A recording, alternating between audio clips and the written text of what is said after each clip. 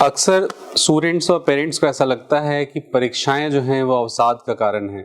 परीक्षाओं को लेकर एक अजीब तरह की भयावह मानसिकता से हम सभी जूझ रहे हैं। आए दिन डिप्रेशन, सुसाइड की प्रॉब्लम जो है वो बहुत बड़ा विकराल रूप लेते जा रही है। पर सवाल ये उठता है कि क्या एग्जाम्स ही अवसाद का कारण है? क्या एग्जाम से डिप्रेशन का कारण है? सच्चाई ये है कि एग्जाम्स के ड्यूरेशन में जो सेल्फ मिसमैनेजमेंट है, खुद का मिसमैनेजमेंट है, वो डिप्रेशन का कारण है। एक बहुत सिंपल सी चीज आप देखिए, जो एग्जाम का ड्यूरेशन चलता है उस समय बच्चे धीरे धीरे धीरे अपनी सारी एक्टिविटीज को बंद करके सिर्फ एक मोनोटोनस एक्टिविटी कर लेते हैं, लाइफ को एक सिंगल लाइन पे चलाने लगते हैं, वो है पढ़ाई। और फिर वो सबसे ज्यादा खिलवाड़ जो करते हैं वो अपने टाइम टेबल से करते हैं।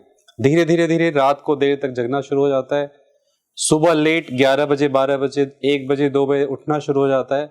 उस दौरान क्या होता है कि जब वो लेट उठ रहे होते हैं तो उठते ही एक अजीब सा फीलिंग आता है। पूरे दिन वो अजीब अनईजी सा फील करते हैं।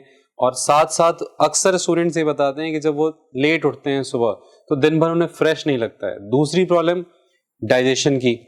और ये सारा कुछ मिलके एक ऐसा डेंजरस सा पैकेज बन जाता है। ये कॉम्बिनेशन इतना डेंजरस है कि जिसमें बच्चे उलझ के रह जाते हैं।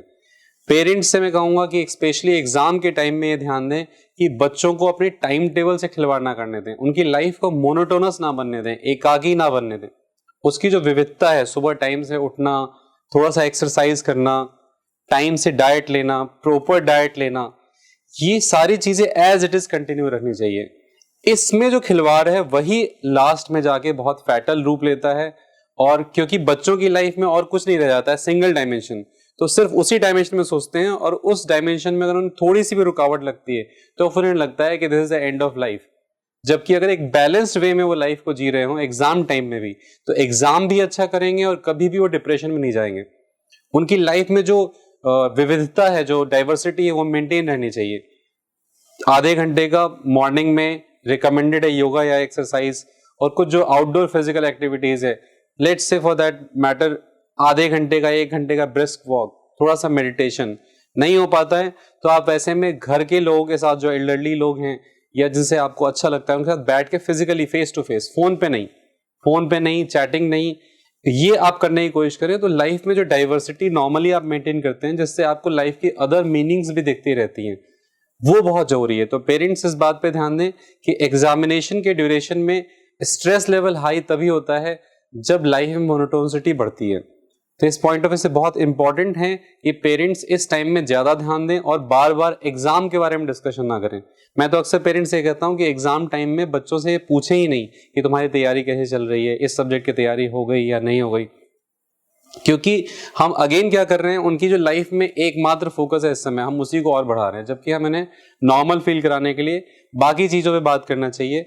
क्योंकि हम जितना ज्यादा पूछेंगे प्रेशर उतना बढ़ता है। और मैंने अक्सर देखा है कि जब बच्चे इस बात को लेकर कन्विंस हो जाते हैं कि हमारे इस पूरे प्रोसेस का एक ही आउटकम है, वो है एग्जाम में अच्छा रिजल्ट, तो वो और प्रेशर में आते हैं।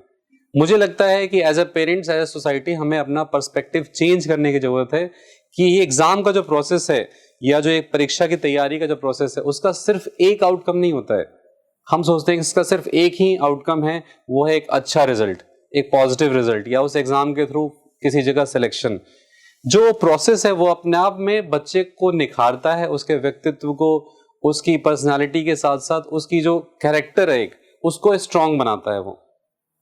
तो मुझे लगता है कि आउटकम ऑब्सेशन से हमें बाहर निकलना चाहिए। क्योंकि पेरेंट्स अक्सर सोचते हैं 0 या 1 में, कि मतलब बच्चे ने अगर अच्छा किया तब तो सारा एफर्ट यूजफुल है, अदरवाइज सब कुछ वेस्ट हो गया। उनका जो पैसा लगाना है, उनकी जो मेहनत है, बच्चे की मेहनत है, ऐसा बिल्कुल नहीं है। मैं ऐसे हजारों एग्जाम्पल्स को जानता हूं जो जेई, नीट या यूपीएससी के एग्जाम में सफल नहीं हुए, लेकिन जीवन में बहुत सफल हुए आगे चलकर। तो जीवन में सफलता ज्यादा महत्वपूर्ण है बजाय कि एक पर्टिकुलर एग्जाम में सफलता के। और इसके लिए इंपॉर्टेंट है कि हम अपना 360 डिग्री आउटलुक रखें। स्टूडेंट्स को भी हर समय फोर्स करके रखें कि ये एग्जाम आपकी लाइफ का एक बहुत छोटा सा हिस्सा है, इसको सब कुछ मत मान बैठिए। जब इसको सब कुछ मान बैठते हैं तब बच्चों को लगता है कि अगर इसमें अच्छा नहीं हुआ तो फिर सब कुछ चला जाएगा हाथ से, तभी वो अपना सब कुछ न्यौछावर करने के लिए तैयार हो जाते हैं। मतलब वो सोचते हैं कि अगर ये अच्छा नहीं हुआ तो फिर जिंदगी बेकार है, और फिर वो डिप्रेशन और सुसाइड की अवस्था तक पहुंचते हैं। इसलिए बहुत इंपॉर्टेंट है कि हम एग्जामिनेशन को कभी भी कंप्लीट पिक्चर ना बनने दें। प्रेशर में आपने खुद देखा होगा कि जब प्रेशर में होते हैं, गेम में भी स्पोर्ट्स पर्सन जो बहुत एक्सपीरियंस होते हैं वो भी अच्छा परफॉर्म नहीं कर पाते हैं। जो बहुत एक्सपीरियंस प्रोफेशनल्स हैं स्पोर्ट्स को लेके, चाहे वो क्रिकेट में हो या किसी और गेम में हो, तो आप कैसे एक्सपेक्ट करते हैं कि जब आपका बच्चा कंप्लीट प्रेशर में है तो वह एग्जाम में अच्छा करेगा। उसको प्रेशर से रिलीव करें और कंप्लीटली हर समय हम उसे कन्विंस करके रखें कि देखिए आप एग्जाम दे रहे हो, हमारे लिए इतना काफी है, आप अपना बेस्ट एफर्ट दे रहे हो, इतना काफी है। इसका रिजल्ट जो भी हो हमें उससे बहुत फर्क नहीं पड़ता है। We are with you in every situation. अगर ये चीज बच्चे के दिमाग में बैठ जाती है तो डेफिनेटली बच्चे की एग्जाम में परफॉर्मेंस बेटर होगी, क्योंकि वो प्रेशर फैक्टर उसका हट जाता है। तो हम एज अ पेरेंट सबसे इंपॉर्टेंट जो कंट्रीब्यूशन कर सकते हैं बच्चे के लिए वो ये है कि हम बच्चे को ये विश्वास दिलाएं कि एग्जाम का जो प्रोसेस है उसमें आप अपना बेस्ट एफर्ट डालिए, इतना काफी है। जो भी आउटकम होगा it's not going to affect much of your life, it's going to be a very small part of your life. ये इंपॉर्टेंट है क्योंकि एग्जाम्स नजदीक आ रहे हैं। बच्चे अपना ध्यान रखें, डाइट पे, जो टाइम टेबल है उस पे, और जो एक लाइफ का एक रिदम है उस पे ध्यान दें। सबसे इंपॉर्टेंट जो है वो आपका लाइफ का रिदम है, जो लाइफ का एक शेड्यूल है, खाने पीने का जो आपका एक सिस्टम बना हुआ है, एक उठने सोने का सिस्टम बना हुआ है, वो रिदम है। अगर उसको डेली बेसिस पे आप हिट करते हैं तो उस रिदम की वजह से एग्जाम में आपकी परफॉर्मेंस काफी अच्छी होगी। उसमें कहीं भी कोई कॉम्प्रोमाइज ना करें। Thank you and all the best.